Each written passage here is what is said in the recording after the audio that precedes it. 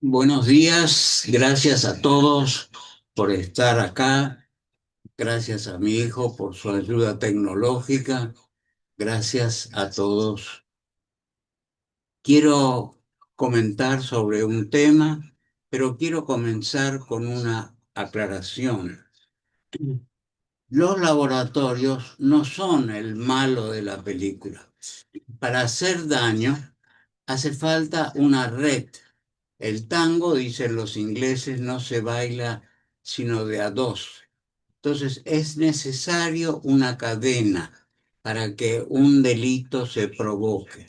Esto para mí tiene algunas características de delito porque daña. Estamos hablando de algunas drogas, algunos laboratorios, no todos, que producen drogas que son dañinas para la salud. El laboratorio no es el malo único de la película. Hay padres que tienen fantasías sobre sus hijos donde quieren que sean expertos en alguna materia, que rindan exitosamente. Y para eso hemos puesto algunos ejemplos como grandes pintores o genios que fueron inicialmente no comprendidos. Es un tema muy complejo donde intervienen múltiples factores.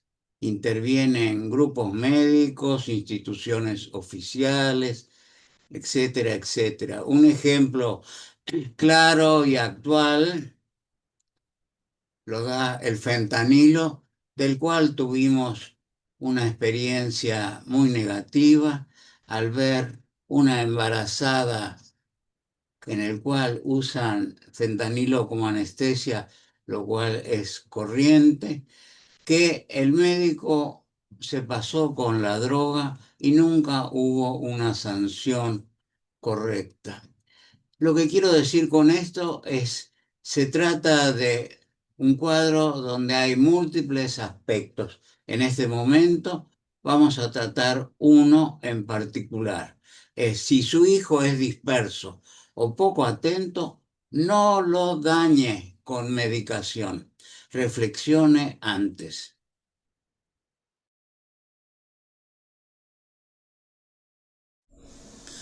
Definición del de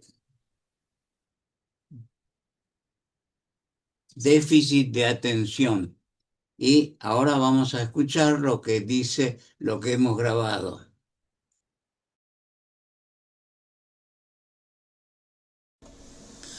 Definición del TDAH.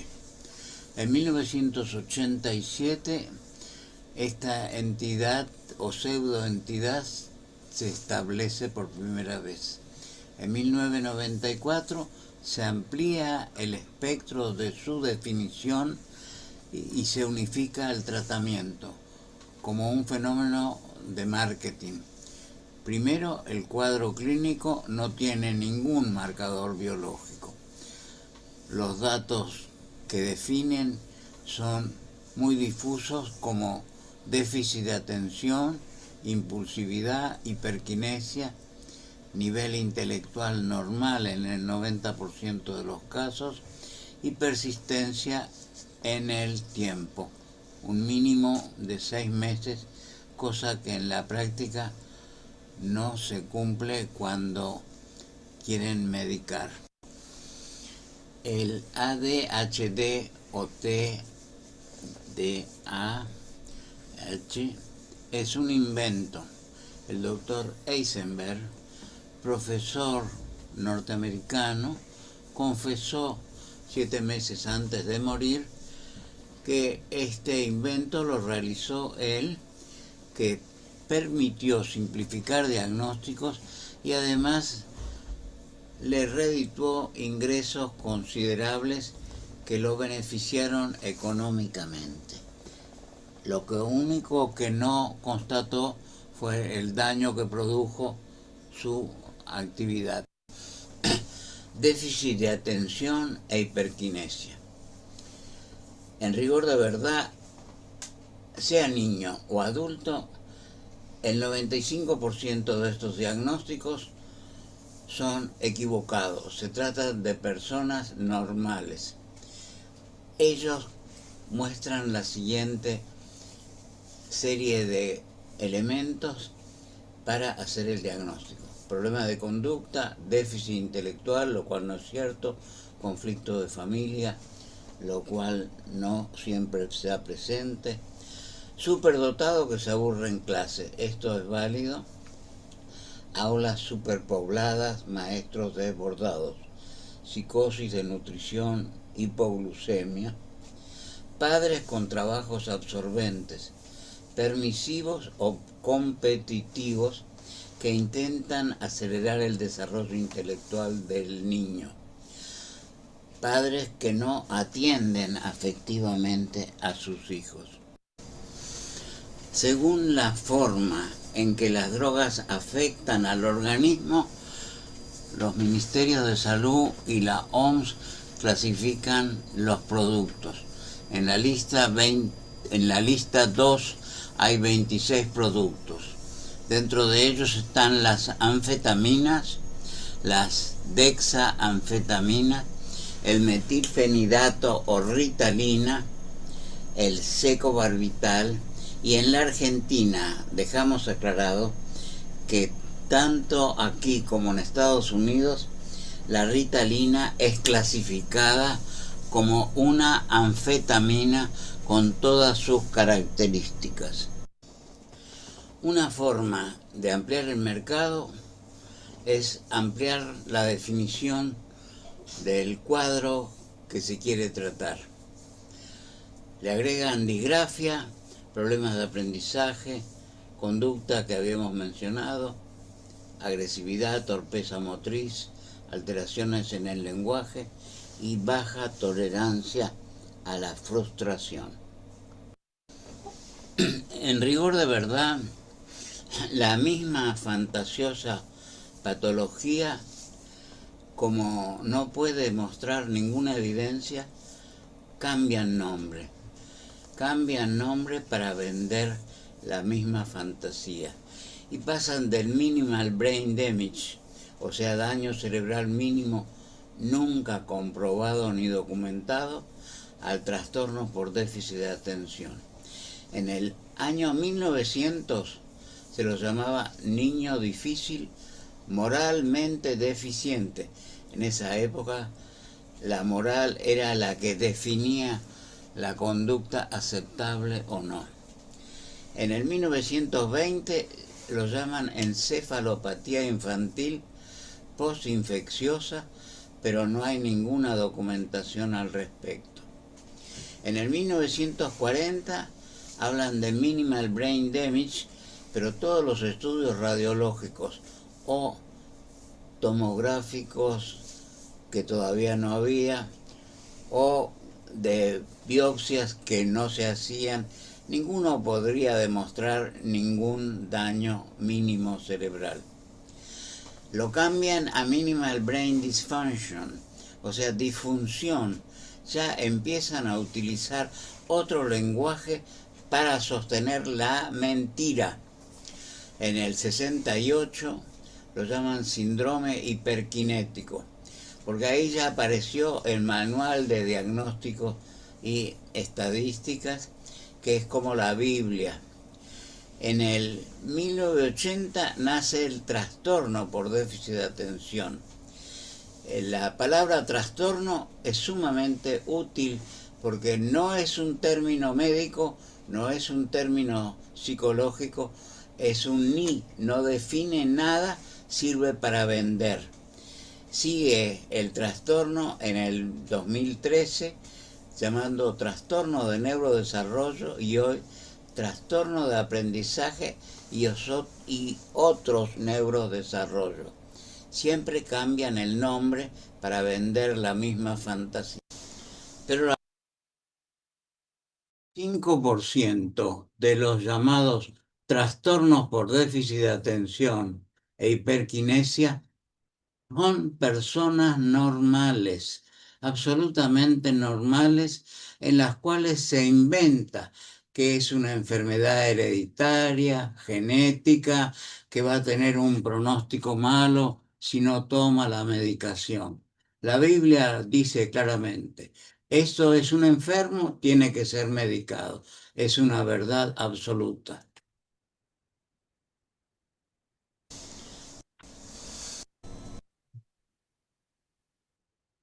¿Cuáles son los diagnósticos diferenciales realmente que hay que hacer con los llamados trastornos? Primero, entender que hasta la OMS, organismo que debería ser esperablemente más imparcial, más ético, tiene la palabra trastorno como una forma de no definir, como una forma de permitir cualquier alteración.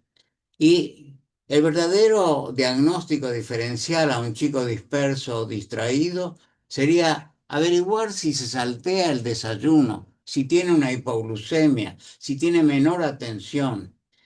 Los que tienen a su vez menor atención auditiva o visual o daltonismo tienen dificultades escolares. Los problemas respiratorios crónicos, el consumo de alcohol, estimulantes que cada día hay más, la marihuana y los síndromes de abstinencias.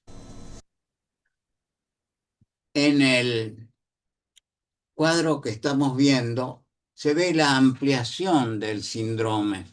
Ahora es un chico que también entra y sale de la clase, no respeta consignas, no termina de copiar las tareas, tiene bajo rendimiento escolar. Hemos presentado en las redes últimamente y diariamente toda una lista de genios y personalidades mundiales que tenían alteraciones en su rendimiento escolar. Y desde Picasso hasta Da Vinci, todos ellos fueron genios porque expresaron su propia capacidad y porque tuvieron padres que les permitieron realizarse sin limitaciones y sin reglas fijas que había que cumplir. No había un médico que le dijera, esto es un enfermo. No había un estudio psicopedagógico que dijera, esto definitivamente es un trastorno por déficit de atención. Había padres con sentido común que entendían que era una personalidad y nada más. El cuadro se fue ampliando, incluyendo toda una serie nueva de síntomas para ampliar el mercado. Esto fue el objetivo. Primero tomaron los varones inquietos, hiperkinéticos, luego agregaron a las niñas, que eran dulces, pensadoras, pero era otra forma de ADD. Después agregaron a los adultos y el objetivo, ya lo dijo un directivo de un laboratorio, es medicar a la gente sana, no basta con los enfermos. En la red hay un test diagnóstico por la módica suma de $2, le permiten adquirir el certificado de que usted no es un chico que piensa retraído, tímido, con ciertos grados de conflictos, con padres que tienen algunas características particulares, sino que es un trastorno y por $2 le dan el diagnóstico y usted se siente feliz. Adelante. Esta es la historia con las chicas tímidas. El mito dice el laboratorio, mi hija es tímida y soñadora. No puede ser una DD. La realidad es que sí, también son una DD. Es una variante del trastorno por déficit de atención, como se lo llamaba antiguamente.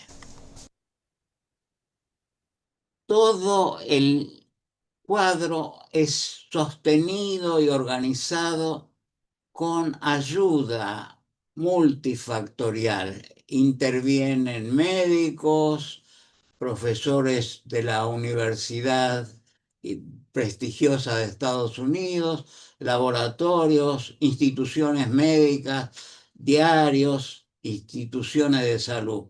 Y acá vemos un prestigioso diario que muestra una información científica y dice, ya llegó la pastilla mágica, el metilfenidato. Y entonces una fonoaudióloga hace la información científica en ese texto del diario y dice, es un déficit de origen biológico que puede ser curado. Dos mentiras. No es un déficit biológico, no está probado, no hay que curar a la gente sana, hay que dejarla vivir en paz. No produce adicción física ni psíquica, tampoco es un sedativo. Mentiras, puras mentiras. Produce adicción física, produce adicción psíquica y es no un sedativo, sino un estimulante dañino.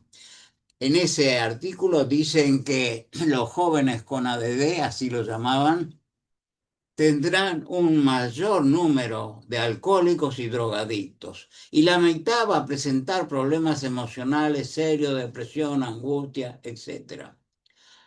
Por ignorancia, dice, mucha gente cree que estos trastornos tienen un origen emocional. Se confunde la causa con la consecuencia. La propaganda no tiene límites. Sí. Las creencias llevan a prejuicios y a acciones determinadas. En Estados Unidos, algunas autoridades de prestigiosas universidades son compradas. Esta es la única palabra. Y entonces estas autoridades hacen trabajos científicos donde aseguran el éxito de lo que van a usar, donde ellos dicen a través de los manuales, el DSM 1, 2, 3, 4, 5, estos DSM son guías taxonómicas, o sea, lo que sirven es para clasificar. O sea, la taxonomía es una ciencia muy útil para la biología, para la antropología, pero no para inventar diagnósticos. Entonces se tomó la guía que clasifica como la guía de diagnóstico. Y además ahí ya está todo organizado y se dice, a tal enfermedad, tal medicamento. Y ahora vamos a ver cómo siguen. Si uno dice que la gente que usa zapato 41 tiene que tomar un medicamento porque le va a hacer daño a los pies en la marcha de 10 kilómetros. Entonces hay un porcentaje de 20 pacientes que toman o de 1000. Si uno dice que los que tienen número 39 también van a entrar, se aumenta el volumen de la gente que está incluida. Lo mismo pasó con la diabetes, con la hipertensión, con el famoso colesterol que está puesto como el malo de la película, cuando el verdadero malo es muchas veces la medicación. La medicación provoca dolores musculares y en algunos casos efectos bastante graves. Entonces, bajar los índices de lo que son los valores normales y modificar la población implica millones de pesos en beneficios económicos. Lo mismo con la osteoporosis en las mujeres. Se baja el score para definir una osteoporosis y después se le vende un medicamento que actúa dañinamente y que no solo no mejora, sino que empeora la fragilidad de los huesos, aumentando artificialmente su fenómeno. Adelante. La terapéutica es la consecuencia de aumentar el campo. O sea, si yo tengo que tratar una afección que no tiene un límite definido, que abarca varones, abarca mujeres, abarca adultos, abarca los hiperkinéticos, los muy tranquilos, los dispersos, los inquietos. Entonces le doy una anfetamina, que es metilfenidato, o le doy otra forma que son más de una anfetamina en una sola medicación, que es el Adderall, que es lo que se usa en Estados Unidos de preferencia, o el Rubifen o el Concerta. Como esto no es suficiente porque aparecen cuadros que son reactivos o de intolerancia, entonces le agregan un antidepresivo, la atomoxetina o la fluoxetina. Los antidepresivos tienen numerosos efectos secundarios. Las anfetaminas también. Entonces, las anfetaminas pueden producir en algunos casos psicosis anfetamínicas, con delirios de persecución, ideas paranoides, alucinaciones visuales y cuadros mortales por hemorragias intracraneales por una hipertensión arterial. Esto es lo que siempre está dentro de las posibilidades de las anfetaminas. Hay un efecto inmediato, lo mismo que el de la cafeína, donde uno está más atento. Si uno sigue tomando café, después se aparece la taquicardia, la hipertensión, la euforia, la ansiedad, etc. El uso prolongado provoca adicción. Las anfetaminas generan tolerancia, psicosis, hipertensión, arritmia, riesgo de infarto, agresividad, depresión, etc. El consumo en Estados Unidos, había más de 40 millones de dosis de Adderall, que es una anfetamina, para uso recreativo. Estas son estimaciones aproximadas y la gente lo toma para aumentar su rendimiento. Más de 2,5 millones de personas toman metanfetamina, que es más adictiva y más potente.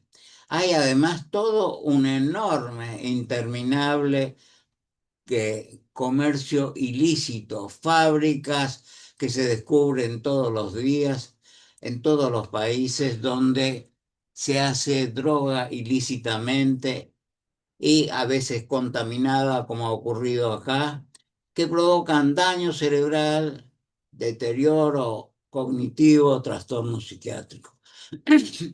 En Estados Unidos, aproximadamente el 10 al 12% usaron estimulantes en alguna oportunidad. La Argentina no tiene estadísticas. Es una conducta rara, incomprensible, anticientífica. Las drogas estas son adictivas y generan el circuito de deseo, ansiedad y vuelta a tomar. Inicialmente placer y necesidad imperiosa de la droga. Hay que saber que hay drogas adictivas y hay personas adictivas. Hay personalidades adictivas donde se hacen adictos a cualquier sustancia. Y hay drogas como heroína, éxtasis, ritalina, metanfetamina, fentanilo, todos los derivados de la cocaína que son físicamente adictivas. La nicotina, que es totalmente adictiva y que fue promovida sabiendo que hacían daño, pero no importa, el mercado está por encima de las normas éticas. La receta básica que existe en todo el mundo para cuidar a un chico es cariño, cuidado y comida. Esto es lo que hay que dar básicamente. En Estados Unidos, una chica Stephanie Hall nació en 1984, era una niña tímida de primer grado. Era tímida y entonces fue clasificada, diagnosticada por un psiquiatra como ADD, lo que así lo llamaban entonces. Y el psiquiatra norteamericano le dio lo mismo que le hubiera dado el argentino, Ritalina. Durante los siguientes 5 años, Stephanie se quejaba de dolores de cabeza y náuseas. Cambió su carácter y su comportamiento se hizo bizarro en algún momento. En enero de 1996, Stephanie falleció mientras dormía por una arritmia cardíaca. Estados Unidos es como todos los países del mundo, tiene cosas muy buenas y otras muy malas. Dentro de las muy buenas, que es un ejemplo, se publican las cosas, se dicen las cosas.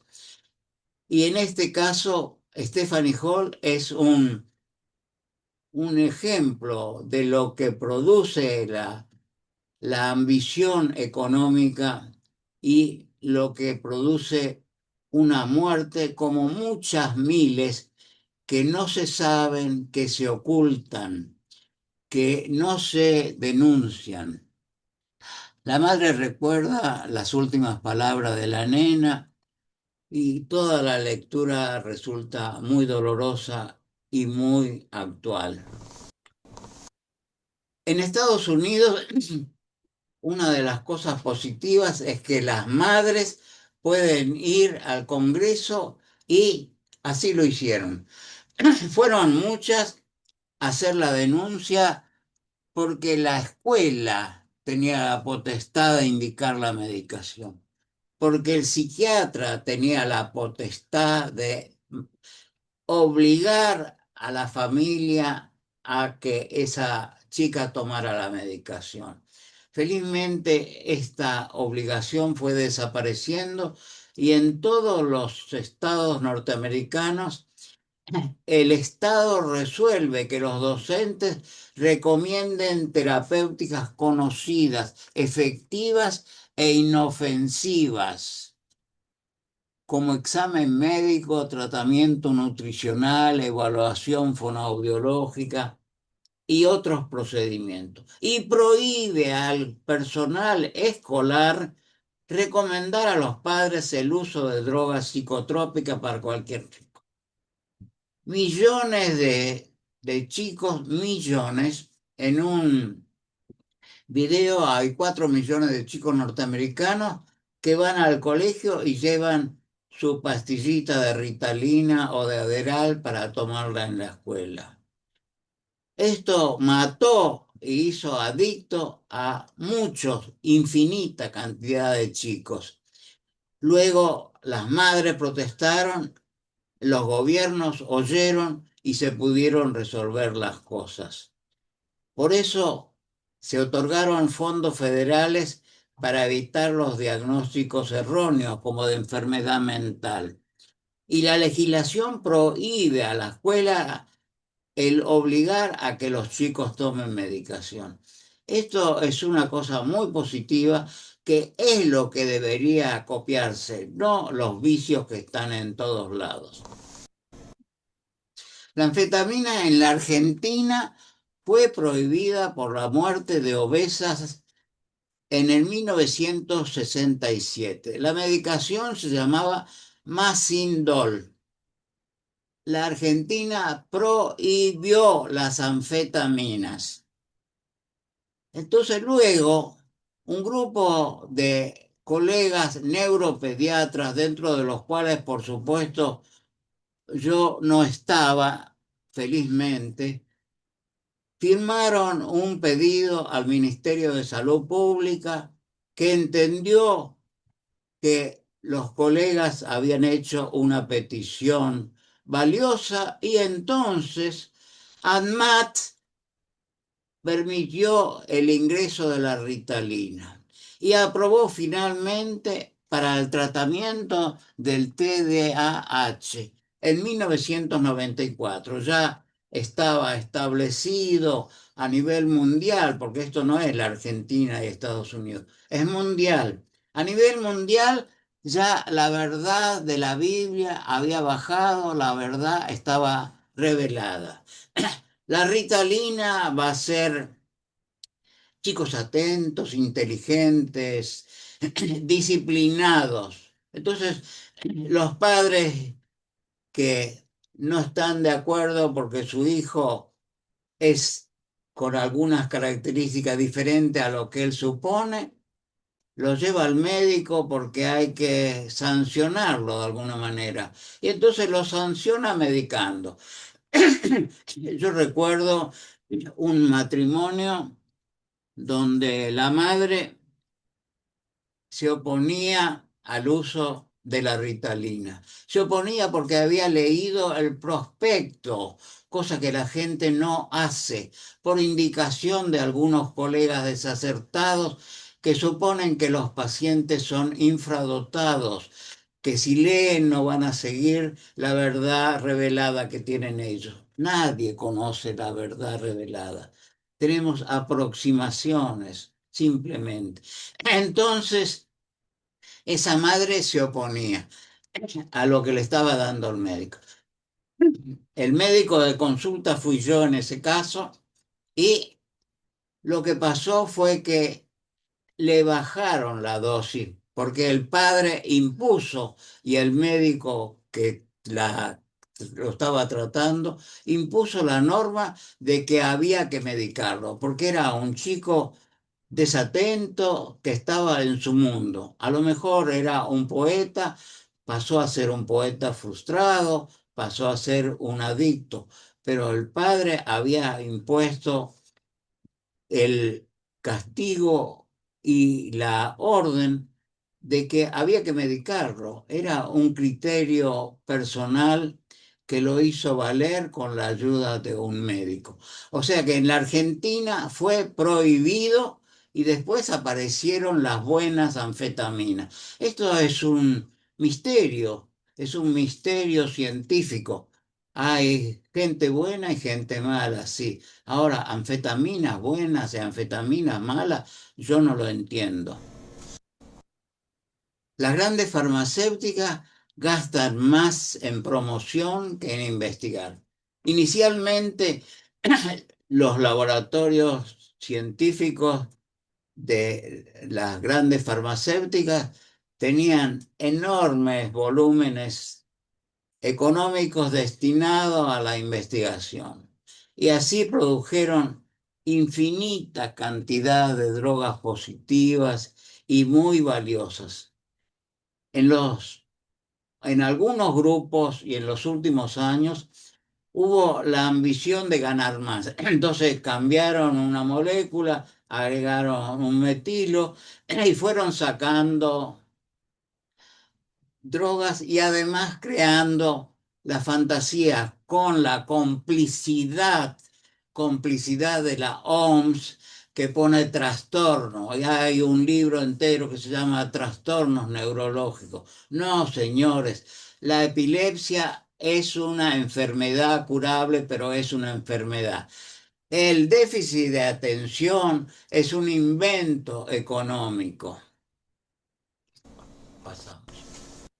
Según la Food and Drug, se vendieron con receta 1.100 millones de recetas de Ritalina en Estados Unidos en el 2022. Aumentó un 10% con respecto al 2021. Es un medicamento que tiene alto poder de adicción. En la Argentina, las estadísticas son privadas, las guarda el gobierno y los laboratorios.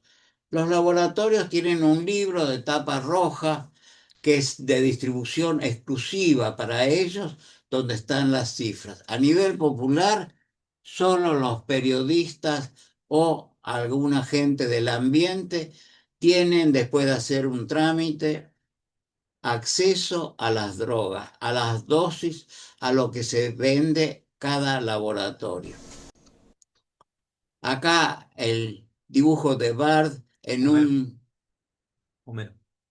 Homero en un dibujo donde se lo ve con un brote psicótico producto de la Ritalina o del lateral.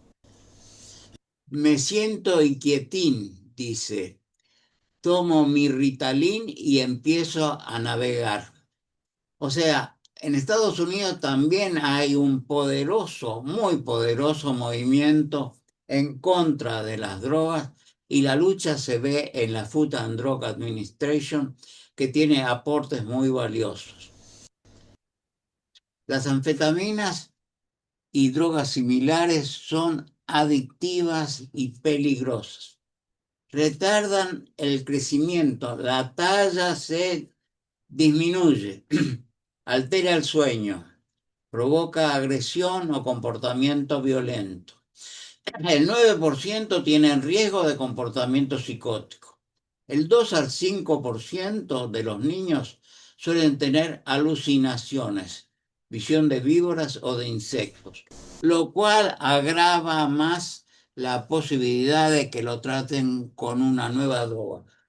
O sea, como los padres, esto es culpa de ellos, hay que decirlo directamente, no leen, padres o pacientes no leen los prospectos, entonces cuando aparece un nuevo síntoma, le dan un nuevo medicamento. Pero si uno lee, puede darse cuenta y advertir al médico de que está ante un efecto secundario. La revista de la Royal Society of Medicine en el año 2000 publicó cuadros de hemorragia cerebral producida por el uso de anfetaminas. O sea, da un cuadro de hipertensión y ahí se ve la asimetría de los ventrículos y la hemorragia en esta placa de hace muchos años. Esto fue en el 2000. Hay muertes por alteraciones cardíacas, hay desórdenes psiquiátricos, cuadros de depresión, TOC, etcétera. La Ritalina tiene un universo de efectos secundarios: cefalea, dolor abdominal, nerviosismo, ansiedad, glaucoma, hipertiroidismo, alteraciones cardíacas. Puede producir tics que imitan al síndrome de Gilles de la Tourette y que tienen mucho más incidencia en Estados Unidos que en Inglaterra. Esto se sabe por las estadísticas. La razón de eso es que en Inglaterra se usa menos metilfenidato, o sea, Ritalina, y tienen menos tics. En Estados Unidos se usa mayor cantidad y hay mayor cantidad de tics. En el embarazo y la lactancia tienen alto riesgo de producir daño al feto. Las disposiciones que hizo Salud Pública, ¿qué se hace de maquillaje en nuestro país para cuidar las buenas formas? Algo muy elegante, el recetario triplicado. Entonces, el médico obtiene de Salud Pública el recetario triplicado. Hace la indicación porque hace ese diagnóstico fantasioso. Entonces, una receta la guarda el médico. Muy bien. Otra receta la guarda la farmacia. Muy bien. Otra receta la guarda Salud Pública. Muy bien. La pregunta es, ¿qué hace con las tres recetas? Yo no lo sé. Como médico, nunca me informaron de lo que pasa. Yo nunca receté la Ritalina porque no estoy de acuerdo. Pero los colegas que sí lo recetaron porque creían que era eficiente, tampoco tuvieron una devolución de salud pública que diga, no, mire, esto produce tal efecto secundario. Acá en la Argentina no hay estadística. Acá lo mejor es no saber y no pasa nada. y se olvidan de que dificulta la función cognitiva, es potencialmente carcinogenético y puede producir aberraciones cromosómicas según un trabajo que existe.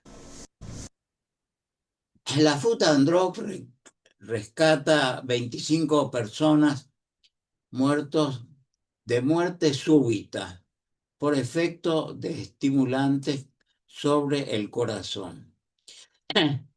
El mayor consumo produce más incidencia de tics. Este es un ejemplo. Este buen señor era director de psicofarmacología de, del Mass General Hospital en Harvard Medical School.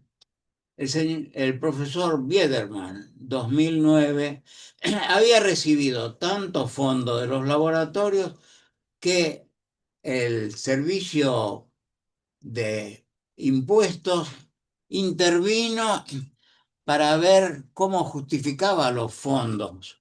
No los pudo justificar, fue a juicio. Él hizo una cantidad de trabajos científicos donde aseguraba la efectividad de las drogas para uso psiquiátrico.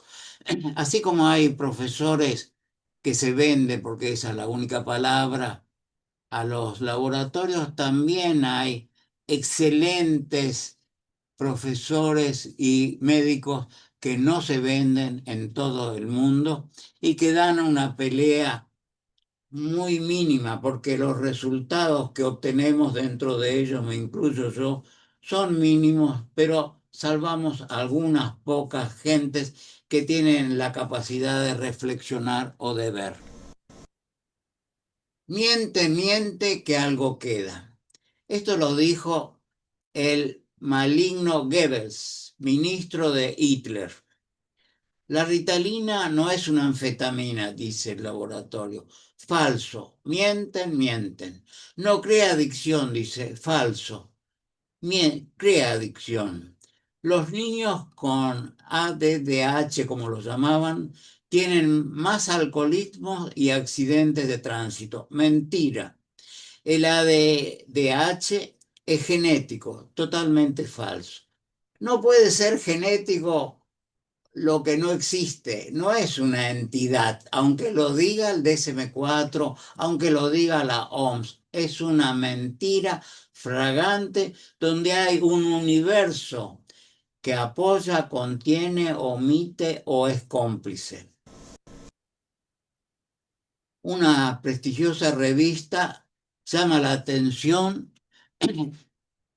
sobre la necesidad de que cada chico, cada persona que sea sometida a, a la droga, al metilfenidato o a derivados o algún tipo de anfetamina o algún antidepresivo, deba tener una evaluación cardiológica.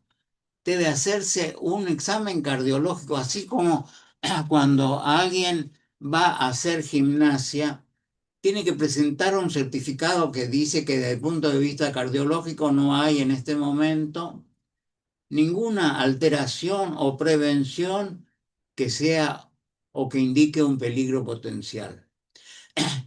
Entonces, una manera de empezar a cuidar los futuros muertos por causas cardiológicas activadas por la anfetamina es el examen del corazón antes de tomar estas drogas.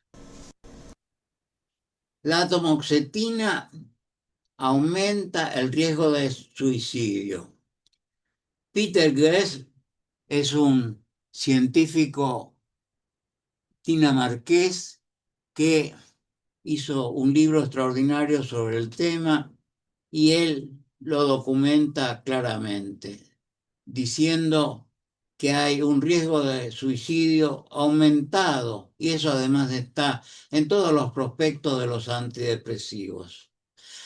Pero la gente dice, no, a mí no me va a tocar, el médico dice, no lea el prospecto porque no vale la pena, y si a alguien le toca, igual no se nota. Estas drogas provocan dolor abdominal, pueden dar náuseas, vómitos, presión arterial, disfunción sexual. Y los antidepresivos provocan una alteración donde estimula y sube la posibilidad de estar mejor, pero también en algunos casos, por suerte en pocos, por suerte en muy pocos, estimula y lleva a la acción la idea que ya tenía previamente el depresivo, era la idea de suicidarse y entonces lo concreta. O sea que el suicidio es un peligro potencial en todo depresivo y los psiquiatras son los que tratan esto con las herramientas que tienen.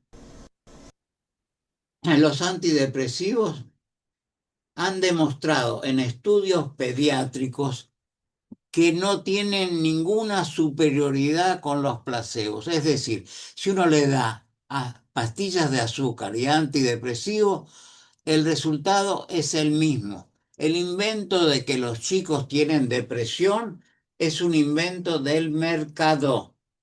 Los, los chicos de primera infancia en general no tienen depresión, es excepcional, es algo extrañísimo. Goodman y Gilman, en su novena edición, Goodman y Gilman, en su novena edición, en el volumen 1, en la página 480, documenta la no superioridad de los antidepresivos sobre los placebos. En Estados Unidos, con los vaivenes políticos, económicos, la Food and Drug autorizó la venta de Prozac para uso pediátrico. En depresión y TOC no está autorizado en Argentina, lo cual está muy bien y eso hay que aplaudirlo.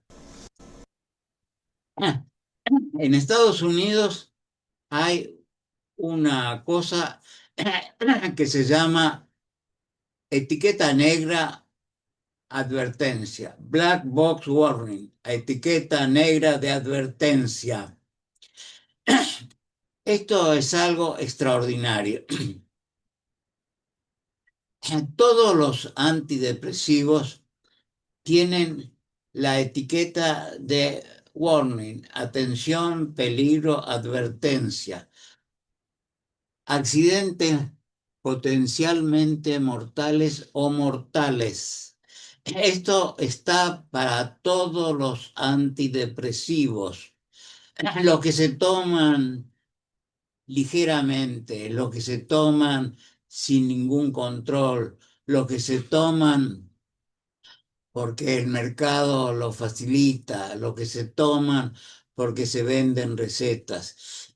Esto es un cuadro que tiene una importancia capital. Durante varios momentos intenté absurdamente pedir que explique por qué los ministerios de salud pública argentinos y de muchísimas partes del mundo permiten que los medicamentos que tienen una etiqueta que dice potencialmente peligroso o mortal en Estados Unidos, cuando sale arrancan la etiqueta. Entonces viene a la Argentina y usted lo compra. Encima no lee el prospecto donde dicen la mayor parte de las cosas están en el prospecto, pero no tiene la etiqueta negra, que es ya una advertencia para quien lo compra o quien lo receta. No tienen. Ahora, ¿por qué los ministerios sacan, permiten, autorizan que el mismo remedio se venda sin etiqueta negra? Nadie me lo pudo explicar. ADMAT no sé lo que hace. Mis intentos absurdos chocaron con la pared para que algún diario publique una nota diciendo por qué Salud Pública permite eso. Si queremos tener una explicación más clara, bueno, veamos la historia, lo que nos enseña la presidencia del doctor Arturo Illia y su distinguido ministro Oñatibia, que intentaron poner límites a los laboratorios. Así terminaron. Entonces, por favor, los ministerios no tienen que protegernos, somos nosotros los pacientes los que tenemos que empoderarnos, leer los prospectos, preguntar al médico y si es necesario hacer otra consulta, pero no tomar lo que se le ocurre al médico de turno. Leer el prospecto, ya lo dijimos. Terapéuticas alternativas para ir terminando. Primero, un diagnóstico exhaustivo. El 95% no tienen nada. La mayoría son chicos normales. Una evaluación psicopedagógica seria, psicológica seria. No el último test que vino de Estados Unidos, que está organizado por el CIA y el DSM-4 o DSM-5 para vender la droga. Una evaluación seria. Indicar actividad física de descarga, control y coordinación, taekwondo, natación, caminata, etc. Revisar a nivel familiar qué mensaje está dando este chico. Si hay conflictos en la pareja, si hay un padre súper exigente, si hay un padre frustrado, si hay una madre que tiene la idea de que el chico tiene que hacer 20 horas de bicicleta y no 18 como él quiere, si todo eso no se toma en cuenta, entonces se va al médico para que avale con una receta que el chico es, además de desobediente, es un enfermo. Hay que medicarlo, como quien castiga a un reo que ha cometido un delito. Entonces, ¿qué se hace? Se evita una terapia ocupacional adecuada, se regulan los hábitos, el juego, el sueño, se suprime la bebida gaseosa y se revisa en el hogar cuál es la conducta. Además, se revisa con la maestra qué es lo que quieren. Quieren un genio a la medida del padre, que si el padre es un distinguido XX, él tiene que ser un distinguido XX, o es una familia que no lo atiende o que lo atiende demasiado, que le exige poco o demasiado. Revisar la situación. Un diagnóstico médico exhaustivo y una historia completa es lo primero y más importante antes que medicar. El Adderall, ya hemos hablado, es la más usada en Estados Unidos. La mayor parte de los estudiantes universitarios la consumen, tienen un alto riesgo de adicción. Sigamos. La más usada es el Adderall en, en Estados Unidos, por lo menos, alto potencial adictivo. Inicia la acción en los 30 o 60 minutos, dura 4 o 12 horas.